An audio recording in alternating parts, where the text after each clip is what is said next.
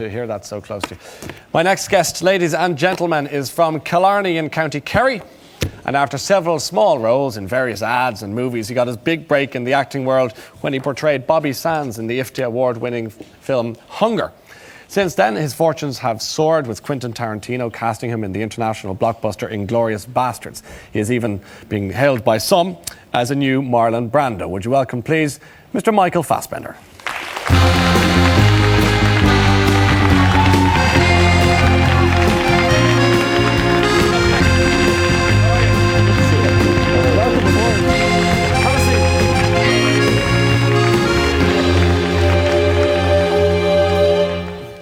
Rather nice day on work, wasn't it? Oh my God, Nice stunning. Little moment there. Stunning. Enjoyed that. So effortless. There can't be that many Fassbenders in the Kerry phone book. No, but there's some in Dublin. Are there some in Dublin? Yeah, there's a Fassbender family in Dublin that actually came down and ate in our restaurant down Killarney. Okay, so they sought you out. Yeah. Because it must have been a little tough in school, that those opening, you know, like when you're kind of 10, 11, 12, when the roles being called out, you know, Murphy, O'Brien, Fassbender, you know. Yeah. Did that happen? Well, you can think of all the different combinations that you can... Well, help us out. What do you think? Yeah. Slow Bender was a pretty popular one.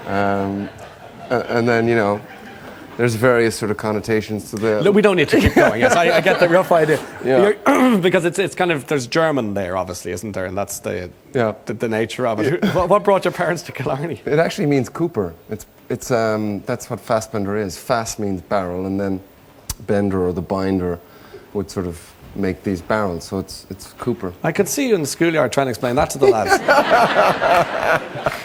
Fassbender, yeah? It's the bender.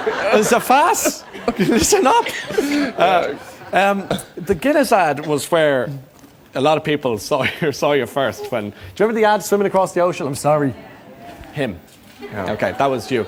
Yeah. Did you? Was it very tough for you? Did you have to, you know, imbibe some of the product you were advertising to help in research? Yeah, you know, it was the day we were filming, you know, the scene where actually I sort of have the pint and take a sip.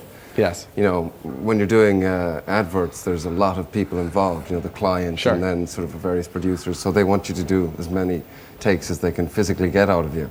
So by the end, I was pretty drunk, I have to say. Keep going. I'm sorry. Yeah, sorry about that. You know, so yeah, we got to taste it. And what's brilliant is actually they have these... basically, a guy pours the perfect pint of Guinness. He travels around with them and sort of wherever they do the Guinness campaigns, and he pours the perfect pint. But he wasn't available, so his son was there doing it that day. So I thought, wow, that's a brilliant job. You know, I thought I had a pretty good job, but that's pretty... Doesn't come much better than pretty that. unique, yeah. Of course, you were in Band of Brothers briefly. I saw it eventually. You're in a hole in Baston for about 10 minutes, but it's great. It's a great hole to be in. Yeah. And, your fetish, isn't it? I'm a bit of a fan, yeah. But of course, Hunger broke you in so many ways as a star, and you were called, I have it here, the Sunday Times described you as one of the great European actors of his generation. You know, the praise that came and the awards that came with that, Michael, did they sit easy with you? Did you know, are you okay with that? Because it's a sense of the build. I mean... Well, yeah, you know, it's sort of, most of the time, you know, it's like, Jesus, you know, I've managed to sort of get away with another one. Or, you know, it's like, and, you know, you're always sort of, you know, expecting, I don't know, a fall when stuff like that. I just don't really read that much, to be honest. In general, no, I don't. You know, I don't read the stuff reviews about you, or anything like that. I was working with an actor you know, when I was sort of doing some stage, and he was sort of well established, and he said to me, you know, if you live by the sword, you die by the sword. So, like, you know, the Noel Coward as well, I think, said, you know, if you believe the good reviews, you have to believe the bad ones. And, you know, it can sort of become a distraction as well. I know you'd be an avid movie. But it's nice. It's nice when it happens. if it's good, you know. When Quentin Tarantino calls you to say, I want to talk to you, I mean, when you went to meet him regarding Inglourious Basterds, were you excited about the prospect of meeting him? I mean, were you very blasé or cool? I mean, no, not at all. I mean, you know, when I started out when I was 18, and I don't know, did I tell you this before, but it was, I did a play of Reservoir Dogs in Killarney in Ravel's nightclub, and I got my friends together, one of whom is actually in the green room at the moment. He played Mr. White, that's Marco.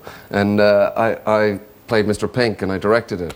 totally naively, you know, and that was one of the best experiences I had, because it taught me that with enough sort of gusto, you know, things get done, and it doesn't matter if you don't know the sort of ins and outs of it. You learn it, and you just get it done.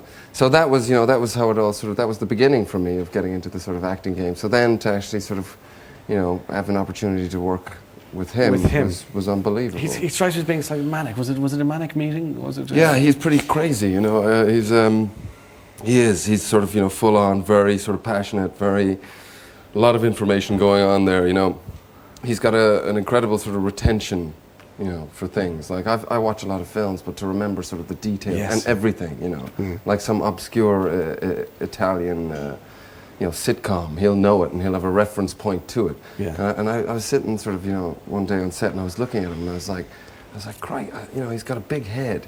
And I was thinking, you know, is there more of an area there in his brain to keep it all in that you know, that he's overdeveloped? I mean, it's pretty incredible. He is an encyclopedia of knowledge. And how did the audition go? Well, obviously we know it went well, but were you happy with your own? No, I wasn't really, because I was doing Fish Tank at the time, film with Andrea Arnold, and we didn't really have a script. Wasn't given to us. It was sort of given us sort of on a day-to-day basis type thing.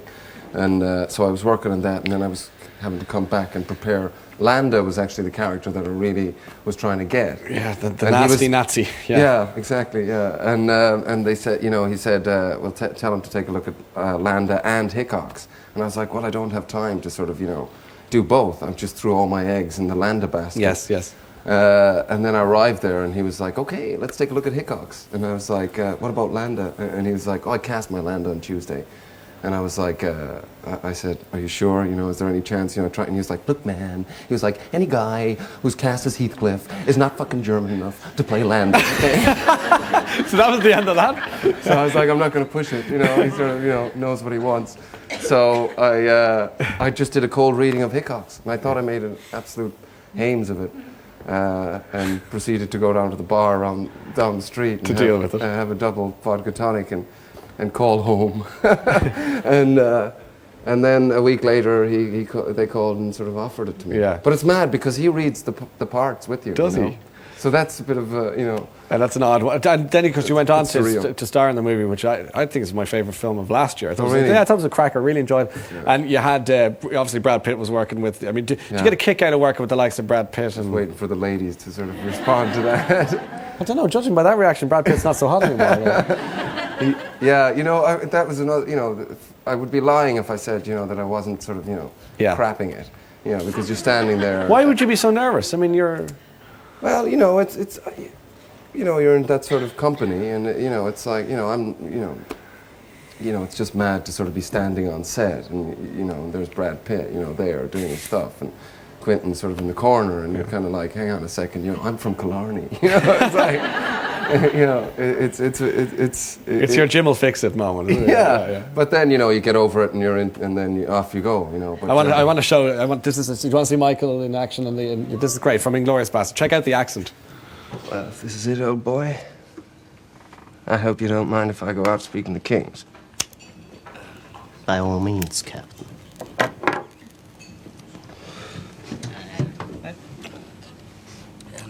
There's a special rung in hell reserved for people who waste good scotch.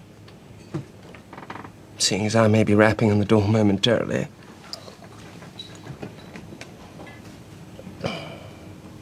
I must say, damn good stuff, sir. Now, about this pickle we find ourselves in. It would appear there's only one thing left for you to do. And what would that be? Stiglitz. Sehr auf Wiedersehen to your Nazi boss.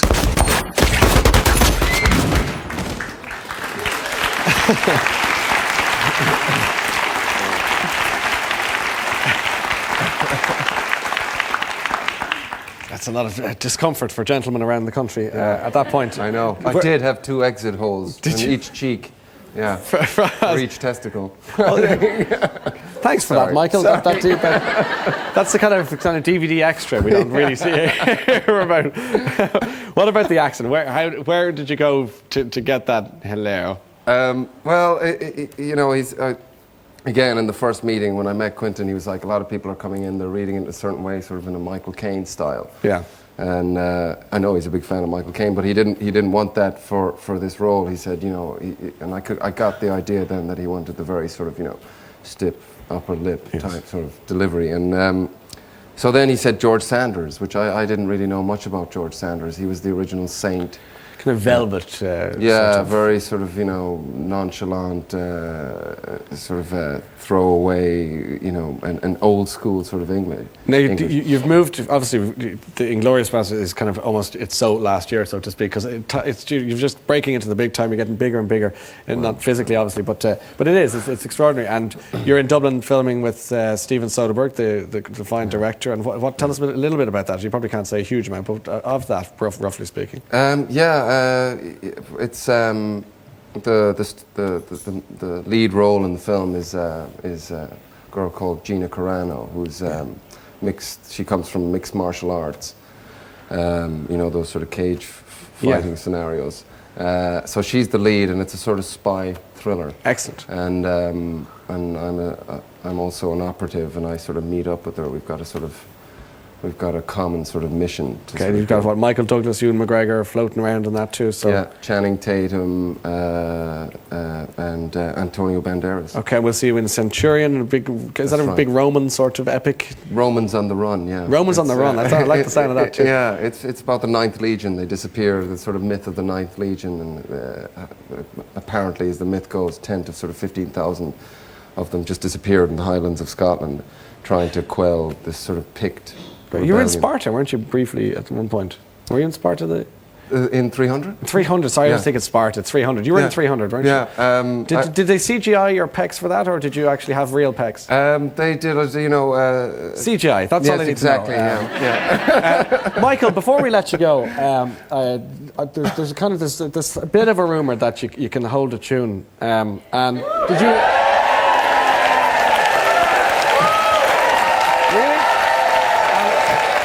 It's been a... How can you do this? Oh yeah, no, with ease. After Dionne Warwick. Dionne Warwick is now your support act. Do you think we should get him up for an old shoe? We haven't done it. Get over there with the band, if you wouldn't mind. Ladies and gentlemen, God help him, it's Michael Fassbender.